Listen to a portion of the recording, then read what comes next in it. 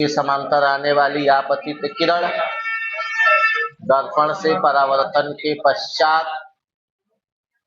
मुख्य फोकस से होकर गुजरती है अवतल दर्पण में, अथवा मुख्य फोकस से होकर गुजरती हुई प्रतीत होती है उत्तल दर्पण। ठीक ना, ये लिखेंगे। बोलो तो, मुख्य अक्ष के समांतर, मुख्य अक्ष के समांतर आने वाली आपतित किरण दर्पण से परावर्तन के पश्चात मुख्य फोकस से होकर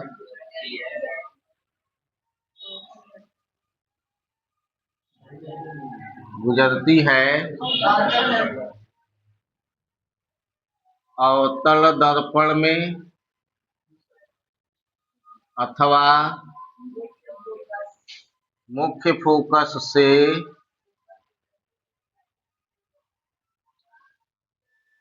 होकर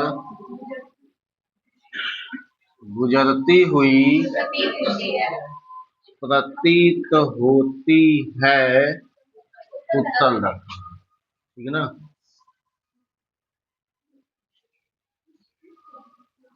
ठीक ना जी, प्रतीत में शायद बड़ी रहता है।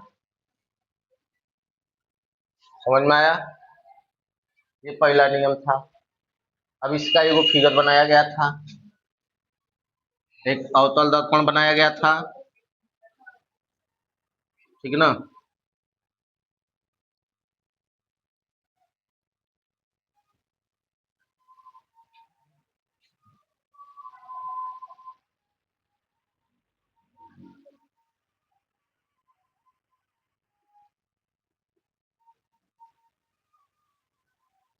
ये ध्रुव P है, यहाँ वक्रता केंद्र C था, दोनों का मध्य बिंदु क्या था?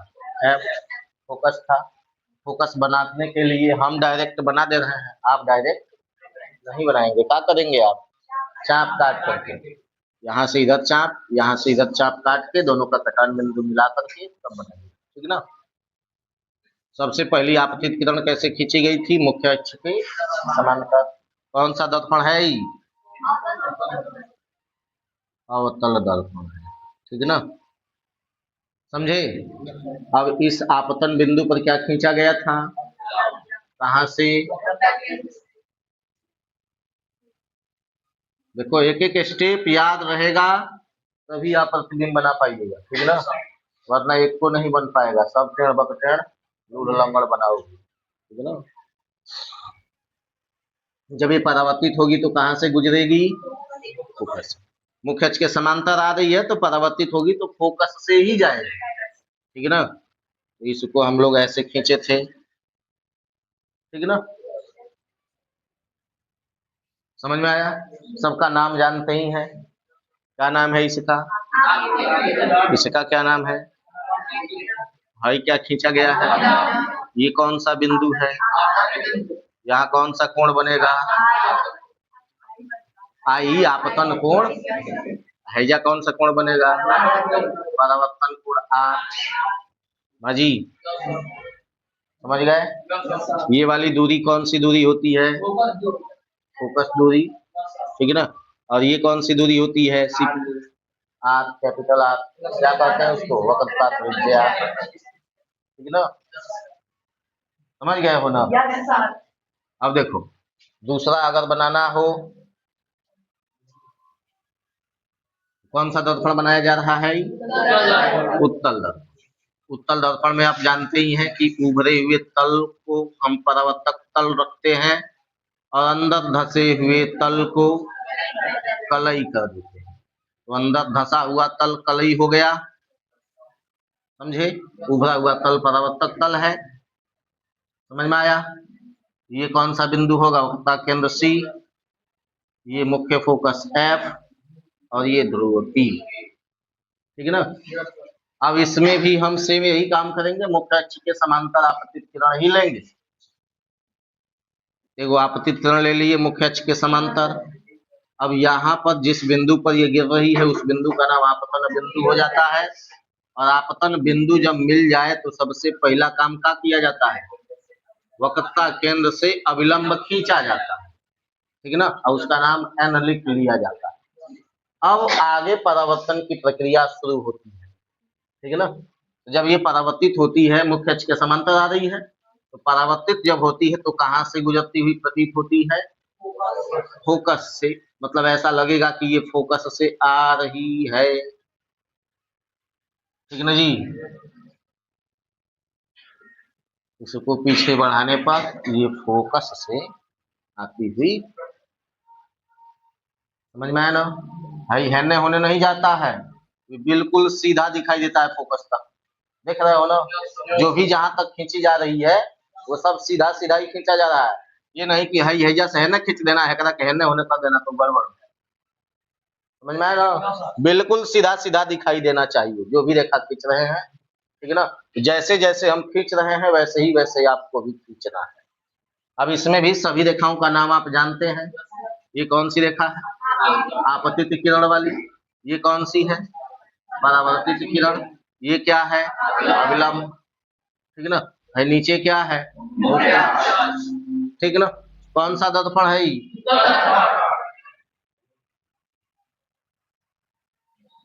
जान चुके हो ना। ये फिगर कल भी बनाया गया था, आज फिर से समझा दिया गया, समझ में आ गया है अच्छे तरीके से। पहला नियम आप समझ गए, पहला नियम समझ चुके हो ना। अब दूसरा नियम ठीक इसके उल्टा है। दूसरा नियम क्या है, उल्टा है, ठीक है ना। उल्टा कैसे है, हम इधर मुख्य अक्ष के समांतर आपतित किरण लेकर के फोकस से परावर्तित कर रहे थे। मुख्य अक्ष के समांतर आपतित किरण लेकर के क्या कर रहे थे, फोकस से परावर्तित कर रहे थे। अब क्या करेंगे कि गोलीय दर्पण के फोकस की ओर आने वाली आपतित किरण या फोकस से गुजरने वाली आपतित किरण, गोलीय दर्पण के फोकस से गुजरने वाली आपतित किरण, मतलब जो आपतित किरण फोकस पर जाएगी वह दर्पण से परावर्तन के पश्चात, ठीक है ना। तो इसमें तो सचमुच में फोकस की ओर जा रही है, लेकिन है में तो सचमुच में फोकस की ओर नहीं ले जा सकती है। अगर हैने से भेजबो किए तो है में परावर्तन नहीं होगा, तरीका पोता गया है राजी। तो फोकस की ओर निर्देशित आपतित किरण हो जाएगी, फोकस की ओर निर्देशित आपतित किरण, ठीक है ना। तो इसको मिटाते हैं और दूसरा नियम लिखते हैं।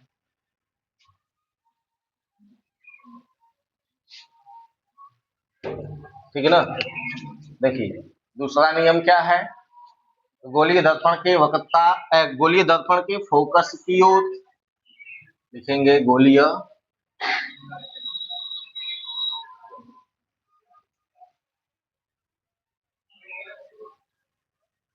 गोलीय दर्पण के फोकस से जाने वाली आपतित किरण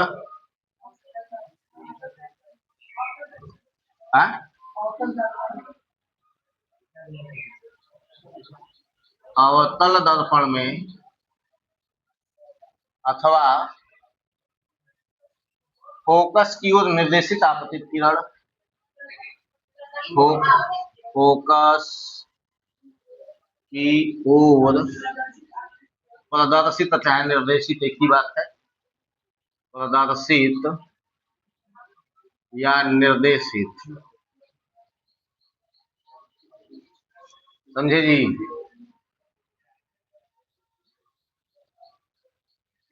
आपतित किरण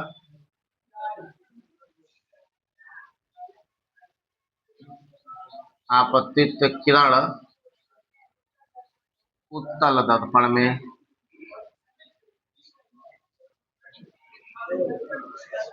ठीक है ना,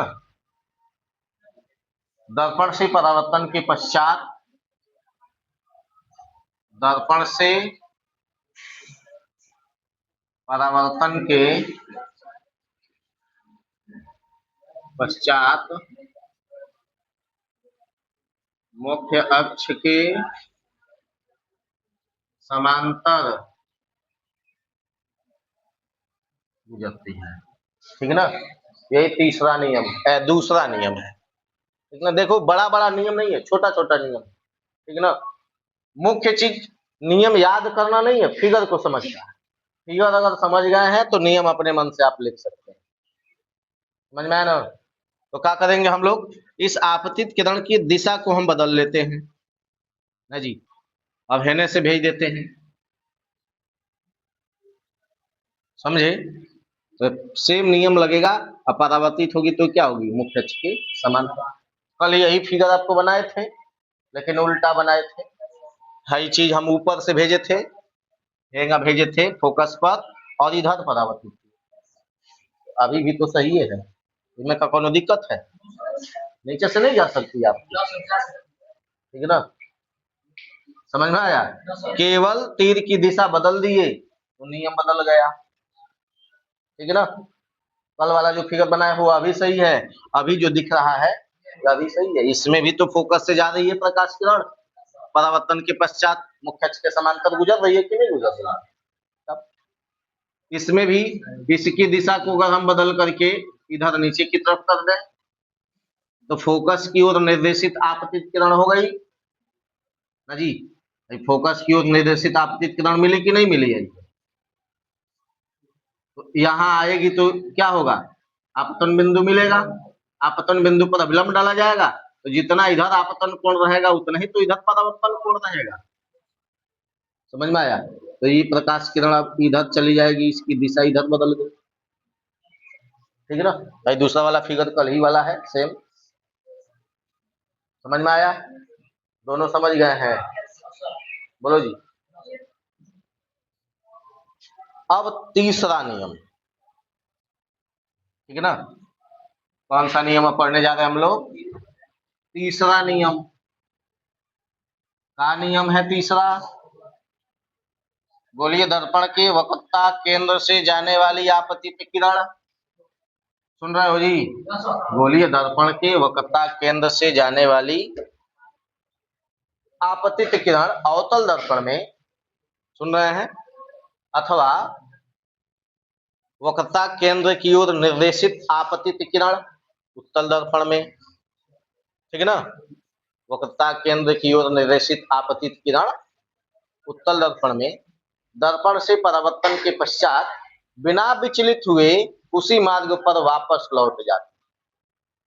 ठीक है ना, केनियो भटकती नहीं है। अब काहे नहीं भटकती है उसको चलिए फिगर में हम दिखा रहे हैं। ठीक है ना, पहले नियम लिख लेते हैं। तीसरा क्या है, अभी बोलो, अभी बताए थे। बोलिए, दर्पण के वक्रता केंद्र से गुजरने वाली आपतित किरण। बोलिए, दर्पण के वक्रता केंद्र से होकर गुजरने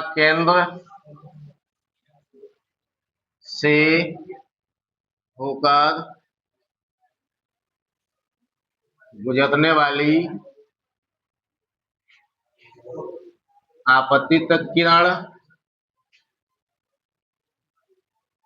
आपतित किरण, ठीक है ना। बोलिए, दर्पण की वक्रता केंद्र से होकर गुजरने वाली आपतित किरण किस दर्पण में होगा? यह अवतल दर्पण में, अथवा वक्रता केंद्र की ओर निर्देशित आपतित किरण वक्रता केंद्र की ओर निर्देशित आपतित, आपतित में तो पद छोटी ही रहेगा नहीं, आपतित किरण, समझे? वक्रता केंद्र की ओर निर्देशित आपतित किरण, ठीक है ना, क्या होगा? उत्तल दर्पण में, उत्तल दर्पण में दर्पण से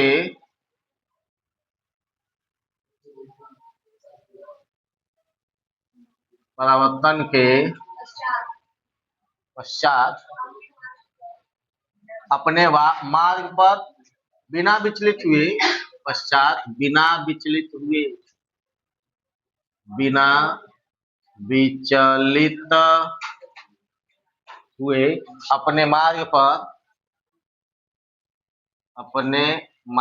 पर ही वापस लौट जाती है। ठीक ना जी? नियम समझ रहे हो? ये लिखा जो है वो समझ में आ रहा है? क्या कहा गया? गोलीय दर्पण के वक्रता केंद्र से होकर गुजरने वाली आपतित किरण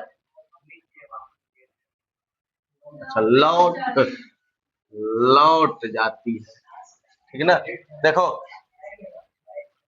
अवतल दर्पण में अथवा वक्रता केंद्र की ओर निर्देशित आपतित किरण, मतलब ऐसा लग रहा होगा कि वक्रता केंद्र पर जा रही है वो आपतित किरण। ठीक है ना?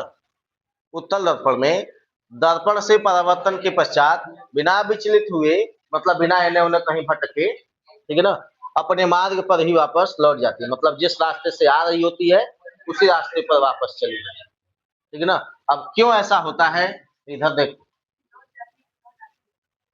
लौट जाती है, चली गई, आ रही थी फिर चली जा रही है ना उसी पर।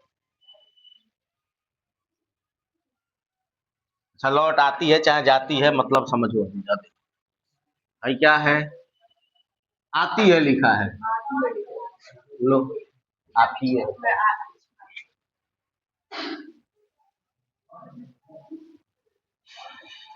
कौन सा दर्पण बना रहे हैं? बोलो जी, कौन सा दर्पण बनाए हैं? अवतल दर्पण। ये क्या है? मुख्य अक्ष। ठीक है ना? भाई क्या है? ध्रुव। इधर क्या होगा? वक्रता केंद्र सी। ये क्या होगा? फोकस। ठीक है ना? अब किधर भेजना है आपतित किरण को? वक्रता केंद्र से। कहाँ भेजना है? वक्रता केंद्र से ना। तो यहाँ हम वक्रता केंद्र है ना, है स्केल है। देखो, ये आपतित किरण हम वक्रता केंद्र पर ऐसे भेज रहे हैं। ठीक है ना?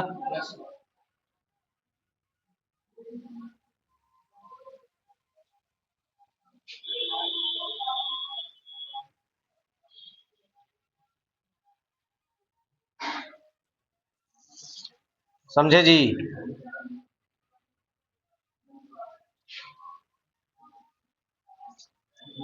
एक आपतित किरण कहाँ भेज लिया गया? वक्रता केंद्र पर। यही ना वक्रता केंद्र सी था। अब आप जानते हैं कि यहाँ ये आपतन बिंदु हुआ। देखो इधर, यहाँ क्या हुआ? आपतन बिंदु हुआ। ठीक है ना? आपतन बिंदु यही ना मिलेगा। तो आपतन बिंदु पर क्या खींचना पड़ता है? अविलंब जब हम लोग खींचेंगे तो एक ऊपर चला जाएगा वो। समझ में आया ना? अविलंब भी क्या हो जाएगा? उसके ऊपर। तो आपतन कोण कितना बना? आपतन कोण कितना बना? आपतित किरण और अभिलंब दोनों एक दूसरे के ऊपर हैं, मतलब समपाती है। तो जब एक रेखा दूसरे रेखा के ऊपर हो जाती है तो उनके बीच का कोण कितना डिग्री हो जाता है? 0 डिग्री। कितना हो जाता है? 0 डिग्री। समझ रहे हो ना? उनके बीच का कोण कितना हो जाता है? 0 डिग्री। ठीक है ना? तो यहाँ 0 डिग्री का आपतन कोण हुआ, तो 0 डिग्री का ही परावर्तन कोण भी तो होगा, परावर्तन के नियम के अनुसार।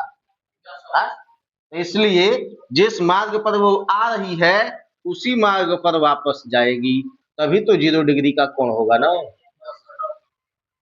समझे? इसलिए केनियो नहीं भटकती है, ऐसे ही चला जाता है। समझ में आया? भैया विलंब है। ठीक है ना? इस स्थिति में क्या होता है? कोण आई बराबर कोण आ तो होता है, परंतु इन दोनों का मान कितना होता है? 0 डिग्री होता है। क्यों होता है ऐसे? क्योंकि आपतित किरण और अविलंब दोनों एक दूसरे के ऊपर होते हैं, संपाती होते हैं, अर्थात उनके बीच का कोण 0 डिग्री हो जाता, ठीक है ना। इसीलिए परावर्तन कोण भी क्या हो जाता है, 0 डिग्री हो जाता है। समझ में आ गया, ठीक है ना। दूसरा देखो,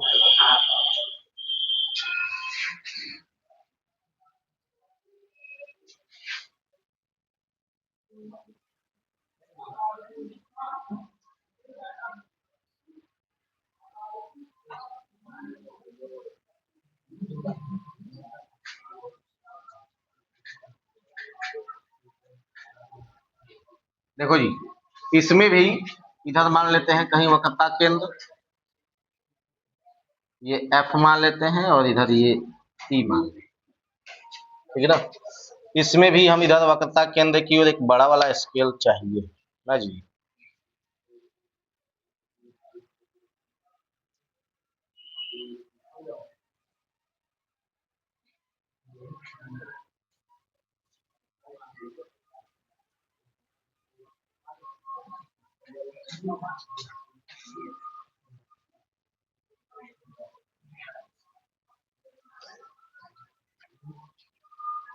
देखो भाई है ना, तो डॉट डॉट लाइन में ना रहेगा, तो ये आपतित किरण कहाँ जा रही है, वक्रता केंद्र पर, ठीक है ना। ये जाते हुए प्रतीत हो रही है कि नहीं, तब अविलंब खींचेगा तो वह भी एक ऊपर चला जाएगा, ठीक है ना। तो अविलंब भी इसी के ऊपर है, ठीक। तो यहाँ भी आपतन कोण क्या है, 0 डिग्री, तो परावर्तन कोण भी क्या होगा, 0 डिग्री, ठीक है ना। यहाँ भी कोण आई बराबर कोण आर बराबर 0 डिग्री होगा, ठीक है ना। यहाँ भी वही घटना हो रही है जो इसमें हो रही है, अतः वो यहाँ भी कहीं भटके उटकेगी नहीं, बस चित्र हो गया।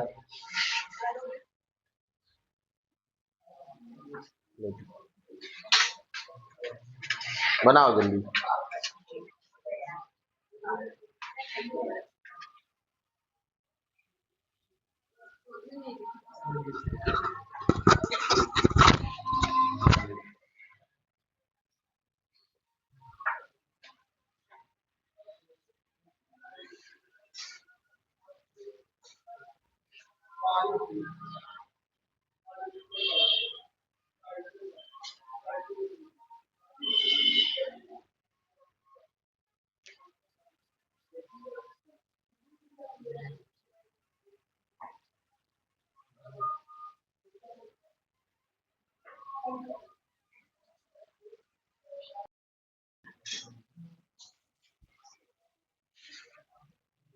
देखो नियम समझ गए हो ना। चौथा नियम है कि गोलीय दर्पण के ध्रुव से होकर गुजरने वाली आपतित किरण मुख्य अक्ष के साथ समान कोण बनाते हुए परावर्तित हो जाती है, ठीक है ना। अब फिगर में देखा जाए तो ध्रुव यहाँ पर है, ठीक है ना। तो इसके ध्रुव पर हम एक आपतित किरण भेज रहे हैं,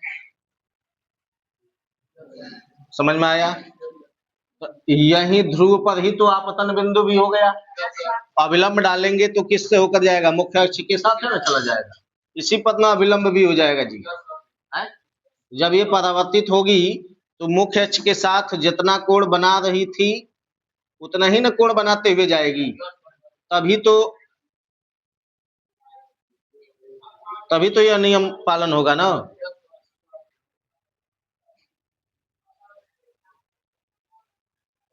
समझ में आया, क्यों हो रहा है ऐसे, क्योंकि मुख्य अक्ष के संपाती हो गया है कौन, अविलंब, ठीक है ना। मुख्य अक्ष पर ही संपाती हो गया है कौन, अविलंब, ठीक है ना। इसमें भी सेम ऐसे ही होगा,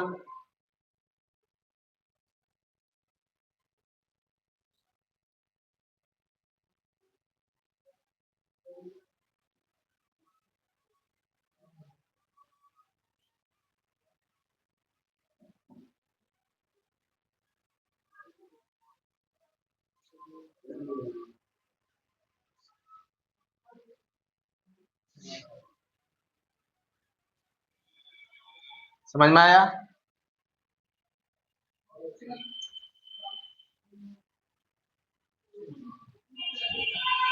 ठीक है जी।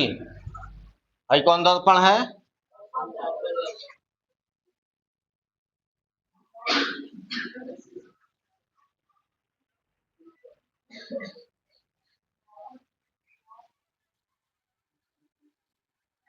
लिख लीजिए। फिगर भी बना लीजिएगा।